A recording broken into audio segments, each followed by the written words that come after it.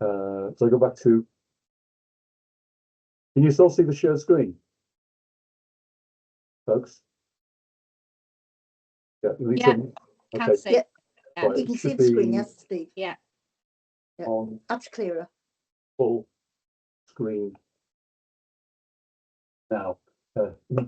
Okay, so this is basically a repeat of a talk I gave to Wirral Libraries at Birkenhead Library last Friday. It's part of the annual series of library lectures, and this talk, along with many others, was sold out. So that's the reason why we're making this recording. So folks who weren't able to get to that lecture got the opportunity of seeing what was presented, and it was really enjoyable actually, because it was in the brand new, or it's the first time I've seen it anyway, seminar room that they've got there with all this professional projection facility. So it was a real pleasure to give the talk there, but there was no chance of recording it.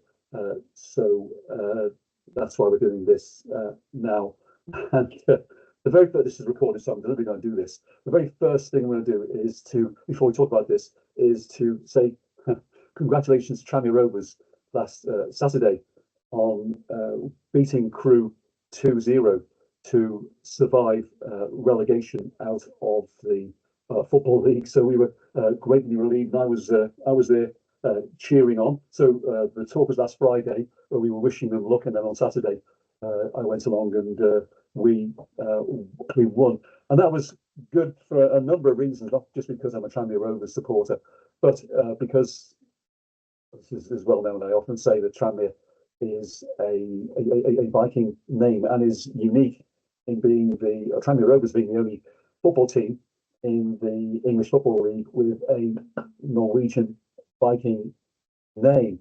So if they got relegated last week, then all my books would have become out of date.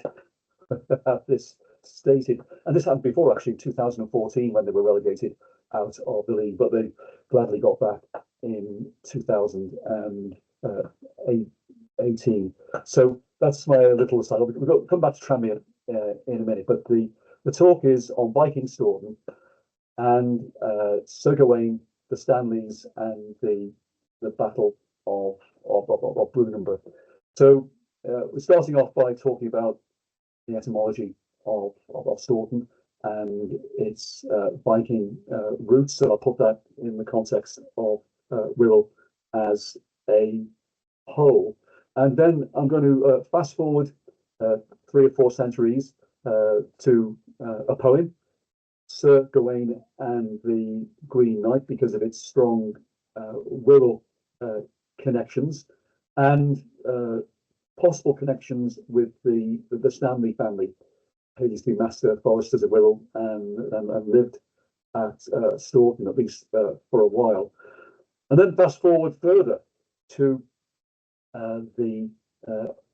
to the 19th century and beginning of the 20th century, when the Stanleys have gone, but the Tewkesbury family lived at Storeton, and they were connected with another poem which has strong Wirral connections, and that's the Battle of Brunanburh. So, I mean, this talk is not another Brunanburh talk. There have been many talks about the Battle of Brunanburh over the last few years, and I've given a few myself. So it's not another talk about the Battle of Brunanburh, but more a focus on how Storeton is related to the battle, and in particular the contribution of the Tewkesburys. So that's the plan. So first of all, a bit of etymology. That means place name, and about the place Storeton, because it's quite interesting. So the earliest forms in Domesday is Storeton, Stortuna, and the origins of the name come from the Old Norse stor, which means great or big, and either Old Norse tun or Old English tun. They both mean farmstead. So Storeton's either a compound Norse word, meaning the great farmstead, or what we call a hybrid, a totem hybrid, with the first element Norse and the second element English. And the English Place Name Society, which is the authority on this stuff, and in particular, their president or former president, Richard Coates, strongly favours the Norse, the compound store. You get the hybrids generally when the first part is someone's name, like Grim or Toki or something like that. But in this case, it means great, so it's most likely to mean great farmstead in old Norse. There is a corresponding, well, there is an English old English name store, but that means something like incense, and that would just make no sense. Incense farmstead, so it's definitely either an Old Norse compound or a hybrid. And that's interesting because in Norway we have the Stortinget, which means the Great Assembly. Old Norse store with ting, so F means the Great Assembly. Ting means assembly or parliament. So the Norwegian Parliament is the Great Assembly, or the Stortinget. And when you see this, it's like a P, but it's Old Norse. Anglo-Saxons have it too. Thorn, which is pronounced th, so thing. And the same element appears in our Thingwall. So Thingwall means assembly field in Old Norse, Thingwall. So this would have been the meeting place of the Scandinavian community that was once in Wirral, where they had the Thing, which would meet once, twice, maybe more times than that a year to discuss local law and policy. And of course, Thingwall is right next to Storeton, and we're not 100% sure where the Thing meeting place was, but most scholars believe it was Cross Hill, because it has a nice mound, we'll call it Thing Brekke, where the speaker could address the Thing assembly. And there's another Thingwall across the Mersey in West Derby, so that represented the Norse community in southwest Lancashire. When you've got a Thing, it means that the Scandinavian population must have been quite substantial, at least for a time. Another neighbouring township to Storeton is Tranmere, and it's definitely Old Norse. And the early forms Tranmul can confirm that the mul comes from the same element in Mel's Mel, which means sandbank. So Tranmere means is Old Norse for the sandbank with the crane birds or herons. So when the Norse people came all those years ago, they would have seen herons on a sandbank, and they may have been across the wide area. But Tranmere, maybe there was a nesting site or something. There was many of these crane birds or herons there. That's how Tranmere got its name. So where do these Norsemen come from? Now, many of you know this story already. Claire Downham gave an excellent talk to the Wirral Viking Trail last year about this, and I've spoken many times on this. But the Norse first came in AD 902 or 3. Now, it's not recorded in the Anglo-Saxon chronicles. They're more concerned about the Danish invasions from the east, and the wars that went on between the Danes and the Anglo-Saxons, particularly Alfred and his confrontation with Guthrum, and the formation of the Danelaw. The Wirral settlement is mentioned indirectly through fortification of Runcorn, Edisbury, and places in 9007. But the Norse incursion was more of a silent incursion that came from Norway, or in Denmark, and they didn't come in this way. They came in generally across the north coast of Scotland, settling in the Orkneys, the Shetlands, and further north in the Faroes. And they came down the Irish Sea, the Isle of Man, and they formed a settlement in around Dublin in Ireland, which became one of their main trading posts in the Irish Sea.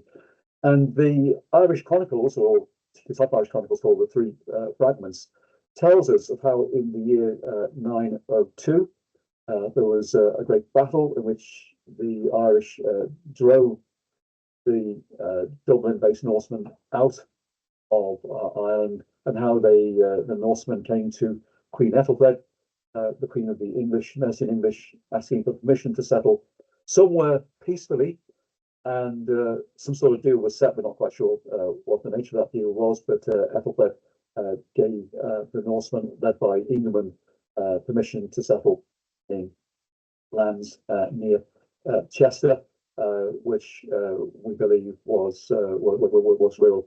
So there's a copy of the Three Fragments that's stored in the Bibliothèque Royale in Belgium, which tells of this deal and subsequent adventures of Ingeman, which happened afterwards, including some abortive attacks on Chester. There's Ingeman's name there, and there's Ethelfled there. So we're not sure it was 902 or 903 when the Ingeman and the Norse started to settle in Wirral. And we're probably looking at this and I'm thinking, oh, here we go, there's another Scouser who can't spell. But no, what this is an attempt at me showing the distribution of Norse and Norse Irish, because Irish folks came with the Norsemen when they came over. Norse Irish names in Wirral in the putative Norse or Irish forms, and you can see the probable agreed area which Ethelfled gave Ingeman's lot permission to settle. This is where the bulk of the Norse Irish names are. And just as a matter of interest, can you see at the top? I'm not going to go through all these names, but you've got Svartskere here, and you've got Daniel Vella here. Anyone know what this Svartskere is? Sorry, you don't want to mute the microphones. No, Steve. Svartskere. Well, Could that be Black Rock? Black Rock, yeah, it's all Norse with Black Rock, and Oh, it's Black Black Rock. Rock. Yeah. Four Perch Rock. It used to be called Svartskere or Pormodat many years ago. At the bottom, you've got Daniel Weller. Anyone know what that is? Oh. No. Yeah. It's modern Den Hall. And Den Hall, and the reason why I'm showing that is it's actually a Danish name, because the Three Fragments reports that the word Danes also in Ingeman's group, and may have been left over from the Great Army when it was campaigning in Chester, I think 893, 894. So the word Danes here as well, but all these names are Norse and Norse Irish. There's Mells, Tranmere, Raby. That's Thingwall in this that thorn Thingwall there. That's where they had the assembly, right in the middle. And Storeton, the great farmstead, not far away. That's Nocturne. That's an Irish name. It's hill that's dry. And there's Irby, which means settlement of the Irish. And there's Raby here, which means boundary settlement. And you can see that's more clearly the significance of Raby on this parish map. This is well, it's 19th century because you've got Coos there, but modern township parishes follow this pattern. And you can see the boundary. It follows the ridge of land at Mount Road and the River Dibbin, and then along Raby and through to Nesbitt. And actually, along the boundary here, you've got some interesting minor names like Grim Mottahalland, which means meeting place under a truce, and Lider Guestfeld, which means unwelcome guests field. So that shows there was a bit of us and them about the settlements, but gradually people came integrated. I mean, Thingwall, the Thing had the first Norse law speaker of Thingwall would have been Ingerman, but actually in Doomsday, there's a record of a Norseman or someone with a Norse name who was thought Baron of the manor of Thingwall, a guy called Vetralida, which means winter traveller. Although Storeton by then had I think an Anglo-Saxon name as the Baron of the manor, and Brunanburh had Osgoth, who was a Norseman. So by Doomsday, the meeting of the Thing certainly probably would have come to an end. The Normans would have stopped that, and you would have by then had an integrated Anglo-Scandinavian community, and you get that impression with the distribution of minor names in Wirral. That's field, track, and topological names, and you can see how they spread beyond this is Thingwall, there's Storeton, and it's true to say that Chester became a thriving financial centre with the English and the Scandinavians working together. So there's some signs of skirmishes and things in the three fragments recorded in 907 AD, how Ingerman and the chiefs became dissatisfied with what they were given by Ethelred, because settlers came in and in and in, and the land became, I guess, over-farmed, overcrowded, and that's when they issued the ultimatum on the English in Chester, and there was some. We're not quite sure what the final outcome of that. It seemed to end. The fragments didn't tell us that, but it's quite clear that eventually there was some sort of agreement made. And these are some of the examples of the minor names that are distributed here. Cars, Old Norse, Shar meaning brushwood in the marshland. Home meaning the island of dry land in a marshy area. Rake means a lane. Gill means a ravine. Slack, cut through. Arrow, lots of arrow field names, which gives the name to Arrow Park, which means a type of farmland, or pasture land away from the farmhouse. Breck, or also Breck, which means slope, weight, clearing, Clint, which means projecting rocks, and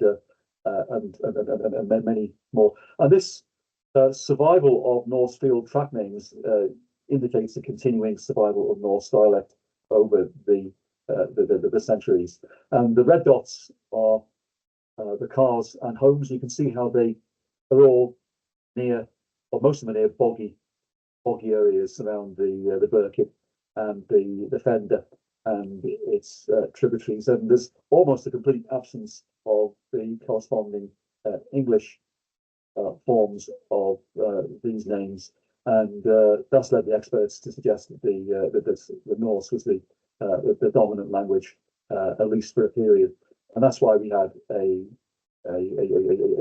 thing war. Now, if you look at the boundary area, this is quite interesting. Raby means boundary settlement, but if you walk on, there's a footpath here which is completely overgrown now. This is Sue Bishop and myself. We planned one of our St Olaf walks last year and went to here, and we checked it out with Carl Mumford and his daughter. You can't see her, but she's buried in all this growth. Agnes, it was completely unfriendly. And on one end side you've got an electric fence, and the other side there's this big ditch, and it just reminded me of the Daneberg, which separates the old Danish territories in Jutland, Schleswig-Holstein, from the German ones, the old Viking boundary in Jutland, where Hedeby is. I'm not suggesting electric fence was there in Viking times, but it did give the impression of being a very unfriendly area. Anyway, we couldn't do the walk last year, not because of this, but because Sue got ill. So we're planning on doing one of our St Olaf walks in July again this year. We'll make a note on the Wirral Viking Trail site of that. But just reminds us of the Dane, but of course the Wirral Viking Berg, I think, maybe. But along here, in 19th century tide maps is marked a place called Pillador.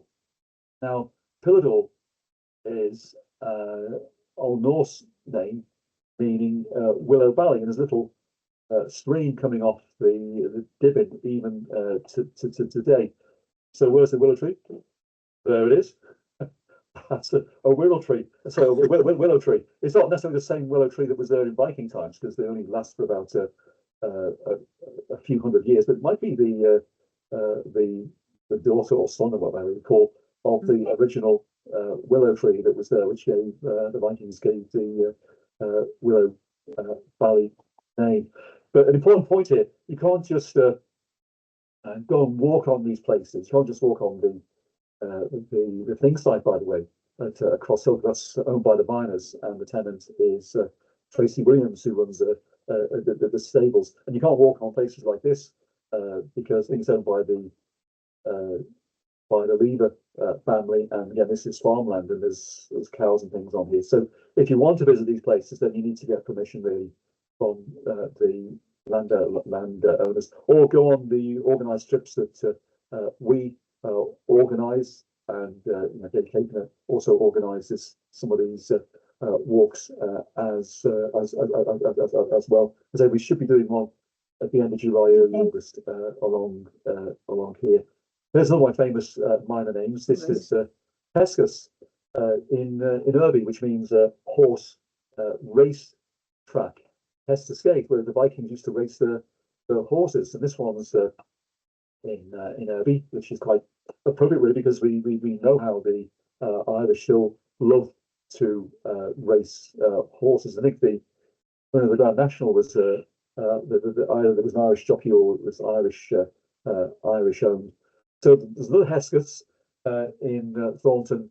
In fact, the next door to where my grandparents used to live in Morton, Lingham, was Mrs. Hesketh, so carrying the name of a Viking. And across the Mersey, there's another Hesketh near Southport, Hestusgate. In fact, there's loads of Norse place names in West Lancashire. In fact, if you go right up the northwest coast, right through to Dumfriesshire, you'll see many examples of Norse place names. And in West Lancashire, they've got their own thing wall.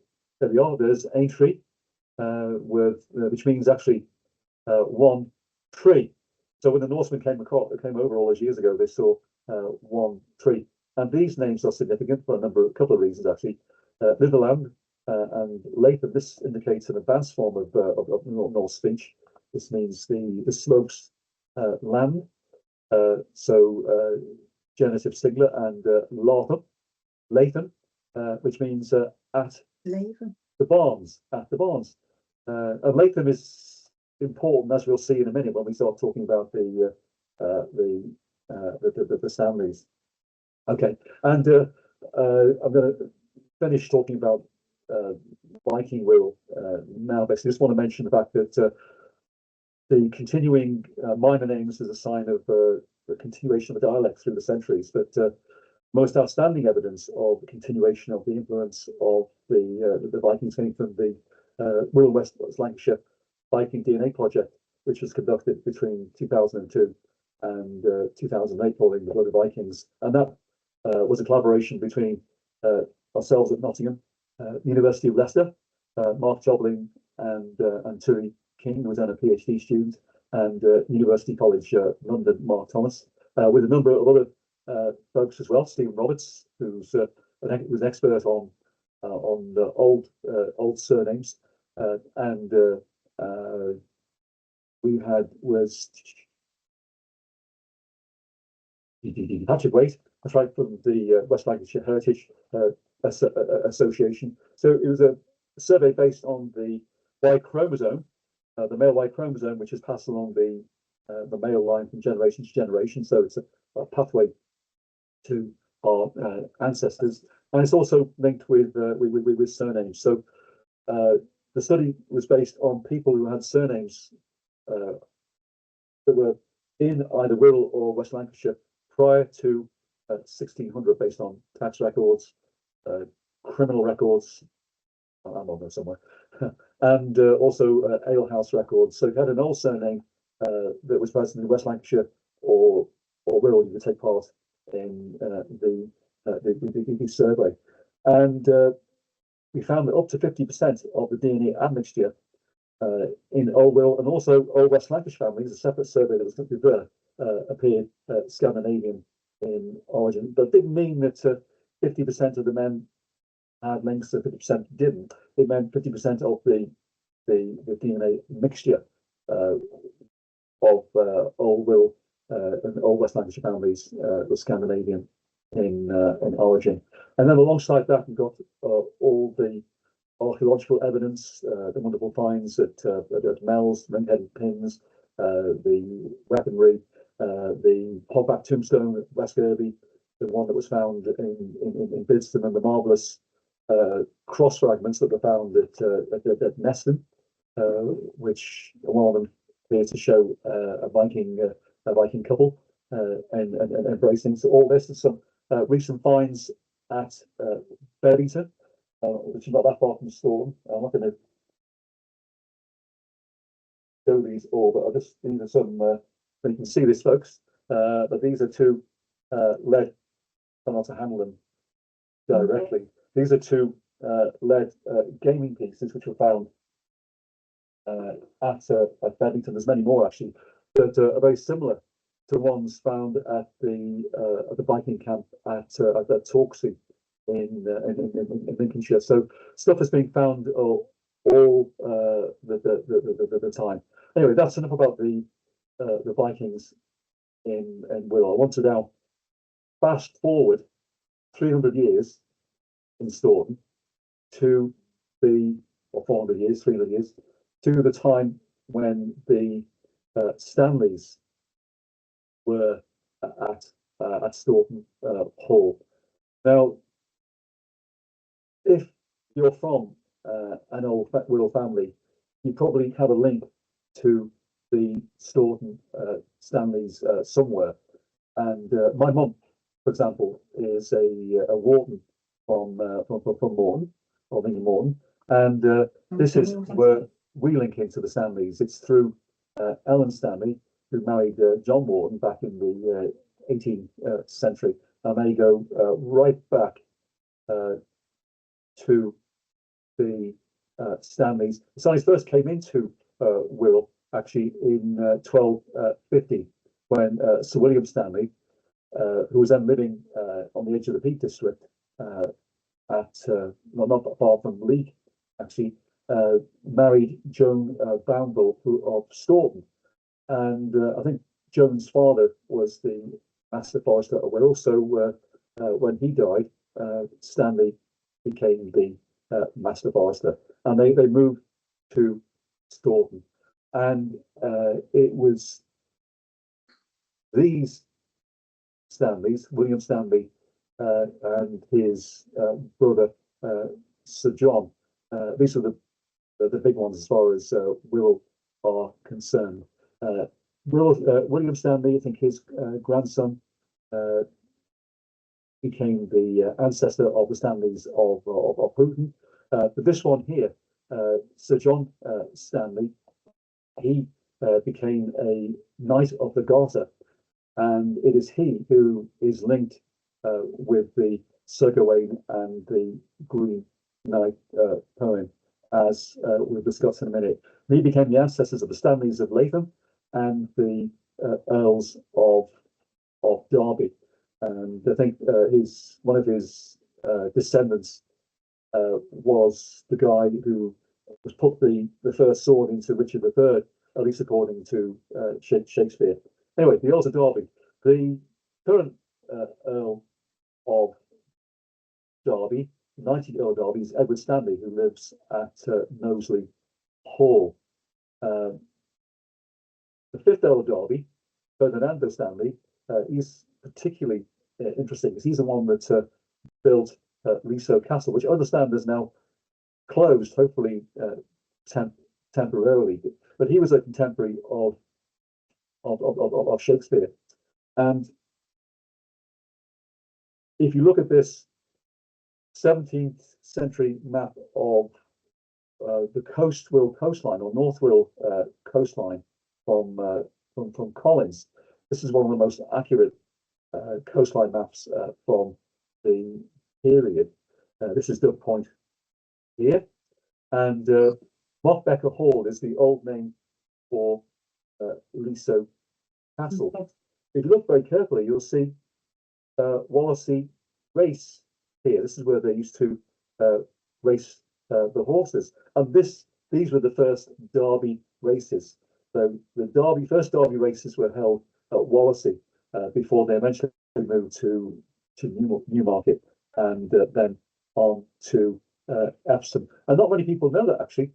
I bet you guys knew, but not many people know that. And another group of Stanleys, the Stanleys, when they moved to Latham, branched out to those things we heard. Another branch moved to Alderley Edge, and it was another John Stanley. This is Sir John Thomas Stanley of Alderley Edge, who was around in the 18th and 19th centuries and was a contemporary of Sir Walter Scott and Anna Seward, who was a famous poetess from Lichfield. But these were great, what we call Northerners, who became fascinated with the Viking northern past. And Stanley built this hotel in Hoylake to accommodate this. And Scott and Anna Seward and many others were frequent visitors to the Stanley Hotel. And it was from these people, we believe, that the legends behind Thor's Stone and the Canute Church in Leasowe started. I think we're all familiar with Thor's Stone. We used to climb this as youngsters, and these are my two sons. Taken this picture a few years ago, wearing the modern uniform of Wirral Viking, which is a Tranmere Rovers shirt. Of course, I think most people know now that their system, which people believed in the Victorian period, came from Thor's Stone's turn. It's Thurston is Viking, but actually comes from Thorstein's farmstead, and is nothing to do with Thor. Nevertheless, that people on Wirral like to believe that Thor's Stone is the, I know it's really Dingwall, but is a sort of romantic centre of Viking Wirral. And there's nothing wrong with that. It just shows a great enthusiasm of the Victorians for all things Viking. And who knows, it might have gone back to the time of Thorstein. They might have seen lightning strike on the stone if it was there in those times. And thus, it is not the highest point of Wirral, but a high point of Wirral. So it is possible. We have no proof. And the Canute legend, people in North Wirral used to believe that this is perhaps where Canute might have ordered the waves back, because before they built the sea defences, North Wirral used to flood regularly. But we think it said this inspired the Custard family, and who took over Leasowe Castle. The Stanleys had long gone, but this is, I think, where the Wirral connection with the Canute might have started. And my mum used to play on this when it was on the seawall just outside Leasowe Castle, until it was destroyed in 1955. But I think there's a replica now being constructed, a small replica that's in Leasowe Lighthouse. Okay, now if we focus on the most interesting Stanleys. So the Stanleys were residents in Storeton Hall for a period of time until they left to, well, some moved to Latham and another lot moved to Houghton. And it's this guy here who has been linked with the Sir Gawain and the Green Knight poem. Okay, So it's a 14th century poem that was written at the same time as Chaucer's Canterbury Tales, but it's very different in terms of the language, because the Sir Gawain and the Green Knight poem is full of Norse dialect words, and also some of the major action takes part in Wirral, and that makes it very interesting. And if you're not familiar with the Sir Gawain and the Green Knight story, what happens is that it's New Year's Eve in the court of Camlet, and they're still celebrating Christmas, and in rides a Green Knight, and the court welcomes him, and Arthur invites him to come and join them in the festivities and stay. And the Green Knight declines this kind offer, but he has instead a Christmas challenge. And the challenge is a simple one. It's a challenge to a duel in which the contestant has the first blow with an axe, and then the Green Knight has the second blow with the axe a year and a day after the first blow. So the Green Knight puts this challenge to Arthur, and who ridicules it. He says this is a ridiculous set of rules because you'll be killed straight away. But the Green Knight insists, and then asks if there's any man bold enough to exchange blows with him. And then Sir Gawain steps forward, and the challenge takes place. He takes the axe and takes the first blow and chops the head off of the Green Knight. And much to everybody's amazement, the Green Knight then stands up and picks his head up, and then the head starts talking, and it reminds Gawain and the rest of the court the deal of the wager, that in a year and a day he must come and find the Green Knight at a place called the Green Chapel. So Sir Gawain, a man of honour, sets off the following year on All Saints' Day, which is 1st November, in search of the Green Chapel, and eventually he finds it. On the way, he stays at this castle called Sir Bertilac's castle, and Sir Bertilac makes him very welcome, and then goes off for 2 or 3 days on a hunting mission. And then Sir Bertilac's wife tries to seduce Sir Gawain, and he refuses the advances of Lady Bertilac. And then he then sets off, and they show him where to find the Green Chapel, which is not that far away. So he gets there, then he presents himself to the Green Knight as part of the wager, and the Green Knight goes to chop his head off, but then stops with just a glancing blow, which just causes a slight bit of bleeding on his neck. And then the Green Knight explains that Sir Gawain has shown himself to be a man of honour, and has fulfilled the challenges that he set him, and therefore spared his life. And it turns out that the Green Knight all along was Sir Bertilac. So that's the Green Knight story. Now, that's great, but the problem is that we don't know who the poet was. It's a poem, so we don't know who the poet was. It's an unknown poet. We do know it's dated to between 1375 and 1400. In fact, the poem was only discovered. It was only discovered in I think last century, actually, several hundred years after it was written, and we've got some idea who it might be, but not sure. And the poem has been famously translated by Tolkien and Gordon, and I almost met Tolkien actually. I just missed him by 2 weeks. I was lucky enough many years ago, back in 1973, to I've got a place at Oxford, not to read history or archaeology or English, to read physics actually, but it was to this college, Pembroke College, which he was a fellow. So Tolkien was a fellow at Pembroke College, Oxford.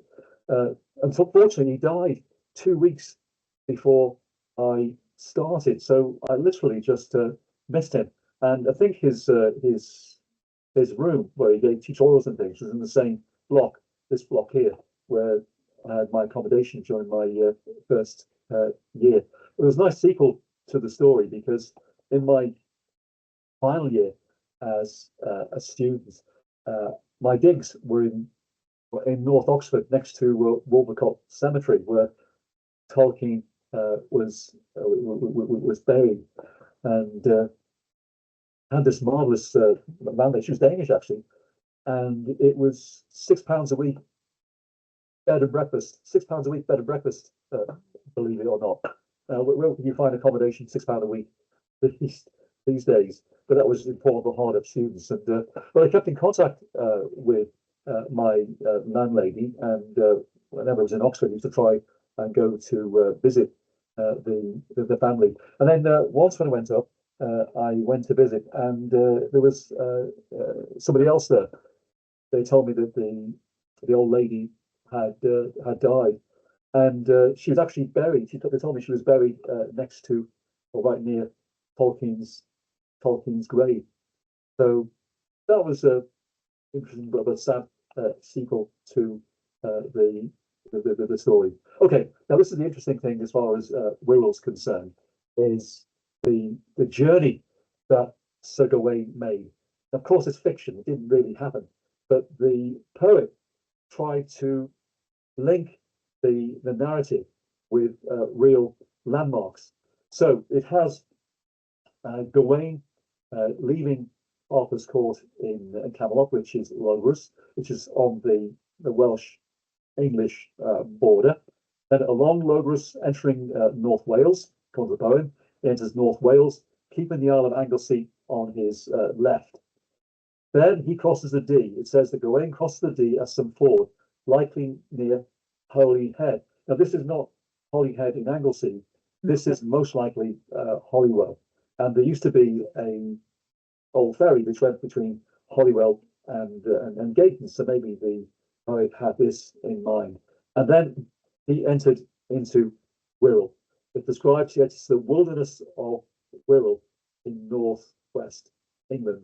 At that time, Wirral was forested, and that's why the Stanleys were the master foresters of Wirral.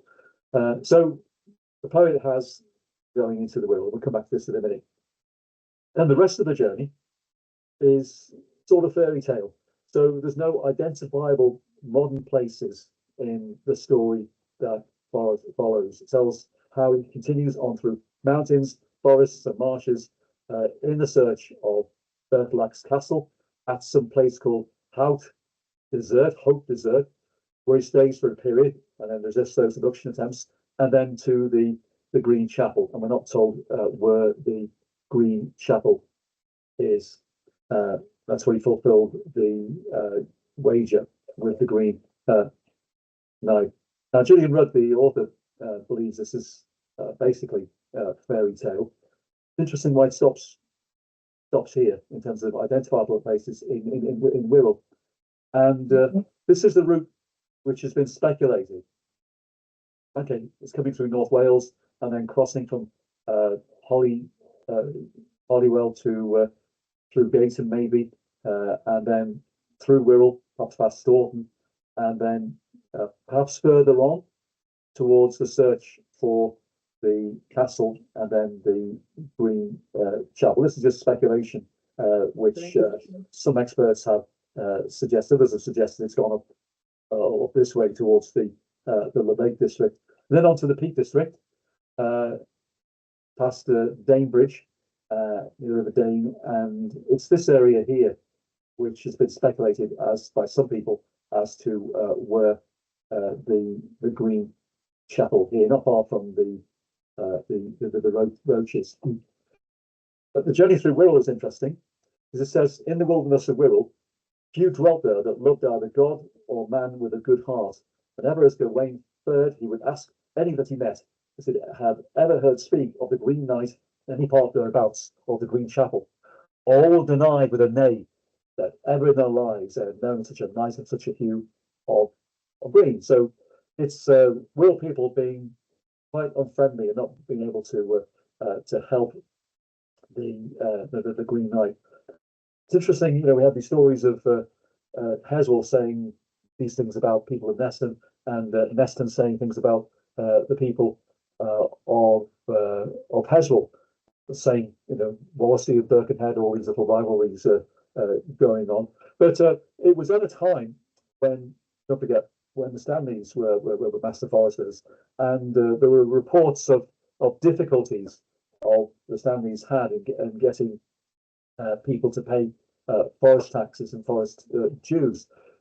So if the Stanleys were linked with the poem, then maybe this is them having a dig at the common folk of Wirral.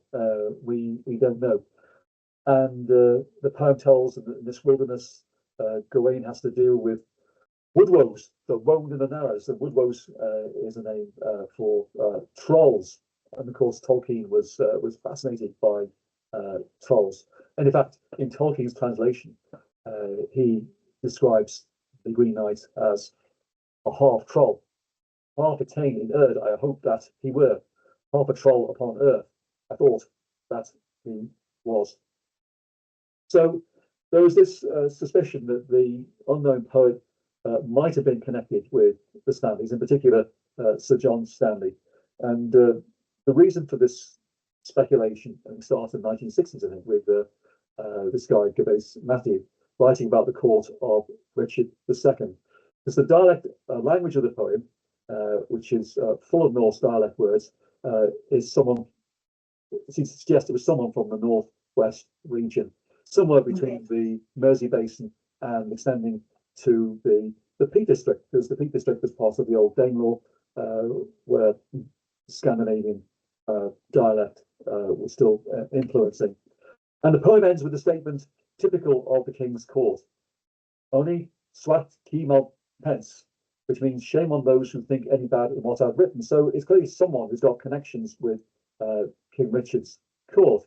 And the only courtier in the region at the end of the 14th century was Sir John Stanley of Storeton and Leyden, who also had connection with the Peak District, because I think his father had bought him some property near Macclesfield. So could this have been the poet, or could he have been the patron of the poet? And there's records of Sir John Stanley being a bit of a violent character. Him and his brother apparently murdered somebody at Thurston, Thomas Clotton, and was outlawed. It was only pardoned because Sir John did some excellent military service for the army in France. Yeah, where he may have picked up his French speaking. So it might not have been the poet, but he might have been the patron of the poet, who fingers are now suggesting might have been John Massey, someone who lived in East Cheshire. But the Massey family were connected with Wirral, Sorghum Massey. If I can just go back for slides, where are we? Into Stanleys. You can see that the John Stanley's mother was Alice Massey of Timperley. So John Massey, who would have been John Stanley's cousin, may well have been the poet. So, in my opinion, John Massey was the poet who was sponsored or supported by Sir John Stanley because of his greater wealth. And it's got hundreds of Norse dialect words, and these are in addition to the standard Norse dialect words that have already entered into the English language. Words like egg and window. Window is my favourite. Comes from Old Norse vind aug, which means the eye of the wind. But I think the etymologist, historian, expert from Cambridge, who's studied the poem in terms of the dialect words and the language. I think he's counted, I think, over 490 of these Norse dialect words. This is a list I got from Professor Niels Lennart Johansson from the University of Stockholm. So very different language from Chaucer's Canterbury Tales. And interestingly enough, around the same time of the poem, not far away at Great Sutton and Childer Thornton, you'll see evidence of people with Norse names in the rentals. You've got Richard Honda's son, Agnes Honda's daughter, Johanna Honda's daughter, Nabila Reynolds' daughter. Now, these sons and daughter endings are classic Scandinavian name endings, which are still used actually in modern Iceland and the Faroe Islands even today. Son of, daughter of, Magnus son. So at 1398, we have examples of these sort of names, and we get this in West Lancashire as well. And that also confirms the continuation of a Norse influence through the centuries after the Vikings were there in the 10th and 11th centuries. Now, did the poet have someone in mind for the Green Chapel? Well, this is what some people have suggested. This is Lud's Church in the Peak District. If you go to Lud's Church, you won't find a church at all, but this deep cleft in the earth adorned with green moss. And it's where the Luddites used to meet in secret in the 14th century to have religious meetings in private. But this greenness just looks as if it might have inspired the poet, whether it was Massey or Stanley or someone else, or perhaps it was here. It's a bit of a poetic imagination for Storeton Hall. It might have been Storeton Hall, which would have been quite newly constructed at the time, and it may have been written to celebrate the construction of Storeton Hall, or indeed the building at Latham where St John Stanley moved to when he married, I think it was Isabella of Storeton. Right, just for the epilogue of this talk, I want to now fast forward to a time when the Stanleys had gone from Storeton, and as I said at the start of the talk, the Tudsburys became residents there. And one particular resident in particular, which is Francis Tudsbury, who lived from 1859 to 1916. So he lived in Storeton. He was a pupil at Birkenhead School, and then he moved on to Oriel College in Oxford. That's where he got interested in the in Brunanburh. Now, this is the only photograph we could find of Francis Tudsbury, and this is courtesy of William Ute from Birkenhead School Archives. This is a picture from 1871. It's a school picture from 1871 from Birkenhead School, and I find the quality of this photograph amazing, really, for 1871. It's not that different from one of my form pictures when I was at the old Wallasey Grammar School. We had a picture like this in black and white, of course, and the usual spectrum of faces. This is Francis Tudsbury here, and this is his brother, apparently. And Tudsbury moved to, well, he got a place at Oriel College Oxford. And it was whilst he was there as a student, and he later went back, he came into contact with a chap called Erika Magnusson, who wasn't at Oxford, but he was the librarian at the University of Cambridge. So Tutbury and Magnusson became correspondents, and Tutbury had told Magnusson about his own theories about the Battle of Brunanburh and its connection with Wirral. Again, I'm not going to go into Brunanburh because we're running late in any case, but the Battle of Brunanburh was a huge battle which was fought between an army of a combined English army of Mercian English and Wessex English, led by King Athelstan and his brother, and fighting against a northern alliance between King Constantine of Scotland and a new wave of Norsemen coming over from Ireland, led by Olaf Guthbrandsson. And it was a conflict of two ideals, really. It was Athelstan, who was trying to become king of the whole of Britain, Rex Totus Britannicus, which appeared on coins with his image on.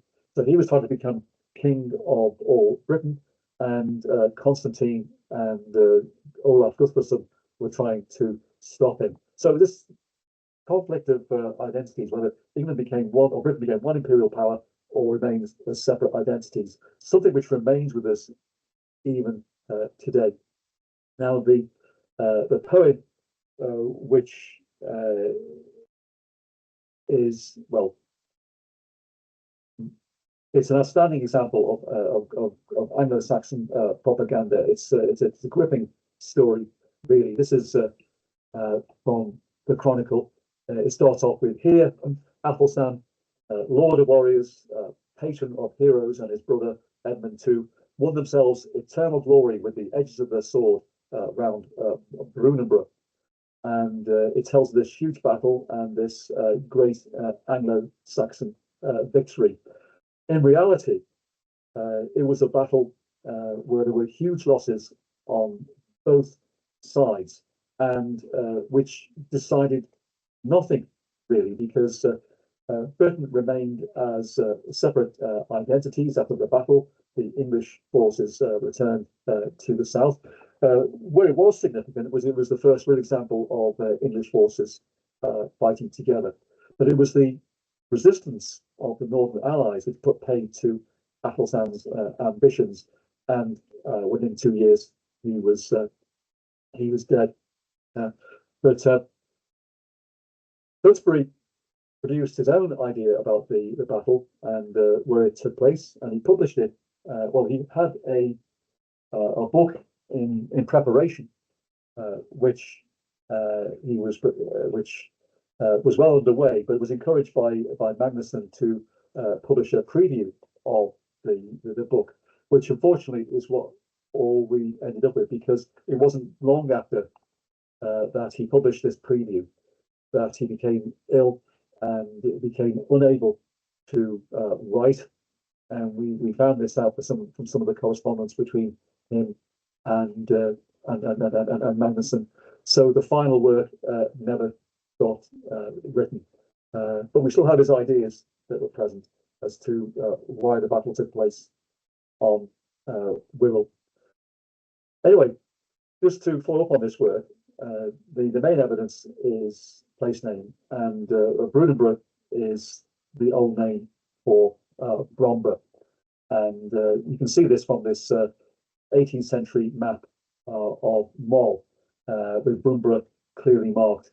And if it hadn't been changed by Wirral Council or whoever in the 18th century to Bromburh, there'd be no debate as to where the battle has taken place.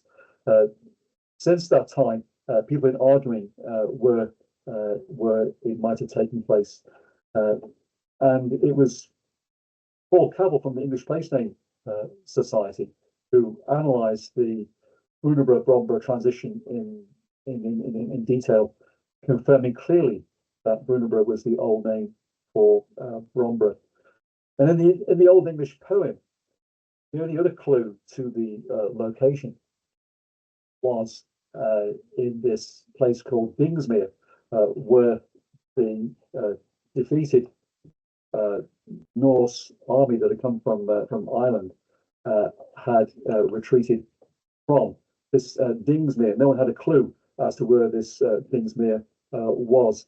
And in 2004, I suggested that this might be referring to the thing. So Dingsmere was the things, the mere, the waterway or wetland of the thing. And Paul Cabell and my other colleague at Nottingham, Judith Jesh, combined with me, and Paul being the experts in place names and things, were able to show that the origins of Dingsmere was in fact the things mere or mar, which is a wetland or waterway connected with the thing. And that was published in this paper in 2004, revisiting Dingsmere. Now, I originally suggested, go back to this slide again, that it might have been Heswell, because this was sort of marshy wetland, but we later revised this to cover the whole area around the North Wirral coast, extending round to Mells, because of all the place names with cars and homes which refer to wetland in this area. And reality, when the Norsemen were fleeing, they would have gone in all directions. So this paper you can download from there's a link I give at the end of the talk where you can actually download this paper which talks about this. It's worth actually stressing that with the battle, if it did take place on Wirral, then you have to bear in mind that by 937 AD, there was like an integrated Anglo-Scandinavian community on Wirral. So we think that the local population really stayed clear of the rival forces when they came in. Certainly from all the evidence of the persistence of the dialect, the DNA, or sort of thing, it didn't seem to impact on the Viking community on Wirral over the years. So where was the battle area? Well, this is the area of the battle that we think where the main fighting took place, Bevington Heath and Storeton. And this is consistent with what Tudsbury suggested in his book in 1907. So this area here from Brackenwood Golf Course. And he had this other theory as well, because you know how there was just been this debate as to where the battle took place, with Michael Wood, the historian, favouring a battle site in Yorkshire, and other suggestions as well. And the basis behind the main basis behind the Yorkshire suggestion was a report by Florence of Worcester, writing a few hundred years after the battle, that the forces of Olaf Guthbrandsson entered England via the Humber, which doesn't make sense if the battle took place on the Wirral. Now, Tudsbury suggested in his paper that Francis of Worcester might have got Florence of Worcester might have got confused because of this name here, Umberstone, Umber, and the Humber.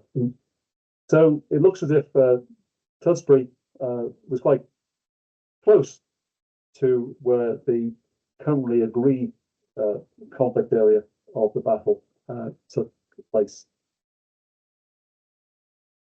Okay, now there's been some recent archaeological finds made in Bevington. I think what's going to prove things once and for all, if we can show from the archaeological finds evidence of not Vikings or Viking conflict, because conflicts are going on all all over the Viking Age period.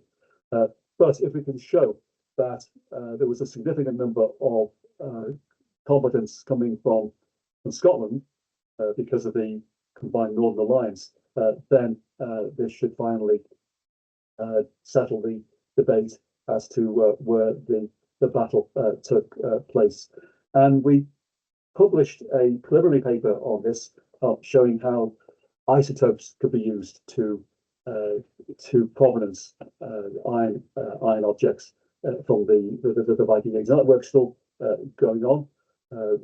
It's going to be some time before we find an answer. If we do, there's a lot of measurements still to be made, a lot of control measurements to be made.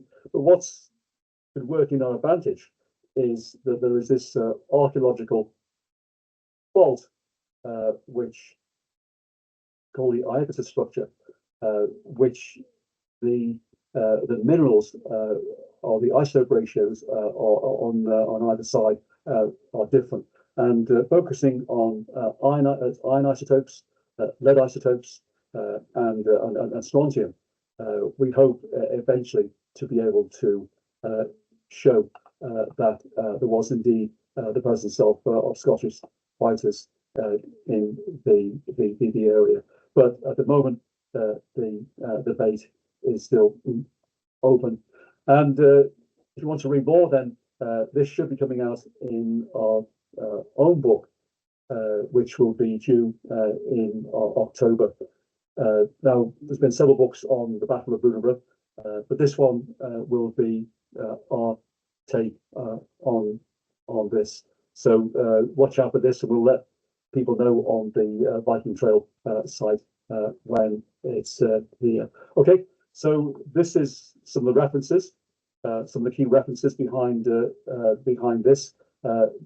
This one is particularly interesting about the wilderness of Wirral, which talks about the fairy tale thing. And there's this book here called The House of Stanley, written by Peter Stanley. Now, it's not cheap. This book goes for about I think £490 is what we last checked this for. But you can access this online. Okay, I've gone on long enough, folks. I'm going to stop now and let's just come out of this. Stop sharing. Right, there we go. So thanks for hanging on to the bitter end. And yeah, so have we got any questions based on that? There was a lot. We seem to have gone a lot longer online than we did last week. I don't know why, but I apologise for that. Yeah, you can unmute your mics and things. Yeah. Sorry, Steve. I was just going to say I've got a connection through one of my Joneses through marriage to John Wharton of Oxon. So in my family history. Oh, related. Yeah. So I'll check it out and I'll let you know. Okay. In fact, I think most people from all Wirral families will have some links with the Stanleys somewhere along the line. So you're also linked through the yeah, walls. I didn't realise you had a direct link through that, so that was amazing. Yeah. Yeah, I didn't do that. It was there was some people who do all this genealogy stuff. Someone called Audrey Young, and Sue, my partner, Sue Bishop. She's into all this sort of stuff. She was checking the link. Yeah, through. But it's fascinating. Yeah. Yes, yeah. Good. That was really interesting, Steve. Thank you so much. Thank you. When you did the DNA, it's quite a few years ago now, of Wirral, and I had my brother who lived in Canada do the DNA, and we found, actually I was a little bit disappointed, we found we were Danish Viking, not Norwegian. And but then again, you mentioned it in this evening's talk, how the Danes were already there as well. The Danish Vikings, they came across as well. That's right. Yes. Yeah. And that's very interesting. That actually, your result, Bessie. It's because when we did the survey back in 2002, 2008, of course, the resolution of the method wasn't as great as it is now. And we had to focus on the males, I'm afraid, because we had to get behind the great population increase in the area. following, the Industrial Revolution and the potato famine in Ireland and all this. And it was the link between the surnames and the Y chromosome which allowed us to do this. So that's why we have to always apologise to women why we were focusing on the males. It's just because of that, really. Yes, but no, it very interesting. But the surname I was doing, my family's name was Edwards, but there was no connection with the Viking names of Edwards. But there was one with Barker. Yes. Yeah, that was my daughter's in-laws, basically. So that was, There was a Barker who took part in the survey. Yes. We had. Yeah. Yes. We had about 100 people. There were two different data sets, one from Wirral, one from West Lancashire, gave almost identical results, which was the interesting thing. So they were basically self-reinforcing in terms of the distribution of the chromosome types. And then we looked at rarer surnames within that group. We did like a subset, and then the proportion of Scandinavian seemed to increase. So it all seemed to tie in quite well. Yeah, it was good fun when we did it. It really was, and getting people to do the test as well. It's like a bit messy with mouse swaps and things, and but nobody else has done the test. Heather, Cathy, you've done this No. test. I know it's the Y chromosome, for the general. Yeah, I've done a DNA test. Yeah, I did an ancestry DNA test. Yeah, for family history. Yeah. But it gives you like a map of the world and where you came from and all this sort of stuff. Yeah. But as a genealogist, and that's what I teach, I'm obviously a bit wary of it, and I do have a little bit of it comes up as Danish and Viking DNA, but that's coming from my mum's ancestors were named Karen from the Isle of Man. So yeah. I mean, it certainly gives an idea, really, in terms of personal ancestry.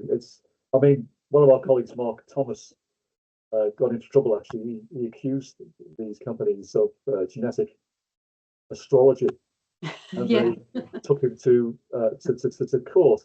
And you've only got to show it, just to take two tests from two different companies, you get different different results. It's based on, because they're using different markers, aren't they, from all over, really. But this ancestry is the biggest database. They've got the most members on there with DNA. Family tree is quite okay. They're quite limited in their connections. But as the population ancestry, it's much more powerful. With populations of people, especially with the Y chromosome, because you go right behind the population movements. And of course, you can test ancient DNA by bones that have been dug up and things. But problem is, there's not that many. No. And you can't it's really. what we need for the Battle of Brunanburh, isn't it? Some bodies. Does it really matter? With this, it's an interesting scientific problem. Which anything else? Anybody else any questions on all that? I was just going to ask just one more, just about Bertilax Castle. Are there any identifiable place names with what is it? Haute Desert? Is it Haute Desert? Haute Desert? Not really. No, it's just Lud's Church was Lud's Church, a favourite. And don't forget, the Stanleys did come from that area originally. Not only did Sir John Stanley get that property bought from him in Macclesfield, they did come from near Leek around there. So that's one reason why they think they may have had that in mind. But in reality, it's fairy tale. Yes. Once it leaves Wirral, it's fairy tale. So that's why Wirral is so important, because that's the last real place which is mentioned. And all these trolls and things. It's something we should make more of, I think, on Wirral. Definitely. Okay. Well, this is great. The other thing we talked about last week, as I said, was the development at Storeton, and of course the boat. We don't want to talk about the boat now, but there was real concern about the development at Storeton, and my concern was that if they bring in archaeologists, so they bring in independent archaeologists to do the assessment and the survey, not those who are in the payroll of the developer. Because we've had them before, with the developments that happened with Storeton a few years ago, and that was pushed through. And you know, it's been the current appeals for the new thing has been rejected twice, but you know full well that they'll find a way round and things. And but the main concerns from the people last week were the fact that of the safety of the traffic and things that's going to happen all around there. Yeah, so interesting. I mean, I personally don't mind so long as it's safe, of course, and so long as things are preserved and not disrupted, and the proper archaeology is done. There'd be someone there to do a watching brief or something, wouldn't there, officially anyway, from locally or? Oh yeah, be sure. Yeah. In the first instance, anyway. Yeah. Especially what happened last time. I mean, we understand there's need for housing and things, absolutely, and you know, we understand what Rachel Reeves is trying to do, but you know, there's certain procedures that should be followed properly. Oh yes, yeah. Great. Okay. Brilliant. Well, we've gone on a bit longer. Okay. Thank you very much, Steve. I really enjoyed that. Thank you. Thanks for giving me a little audience, which was important. Okay. Yeah. It's been quite depressing just doing this by myself. Yeah. All right. Thank Thanks, you. folks. Thank See you, you Steve. soon. That was Bye. enjoyable. Thank you. Bye. Bye-bye now. Bye. Bye. Bye, Betty. Bye-bye.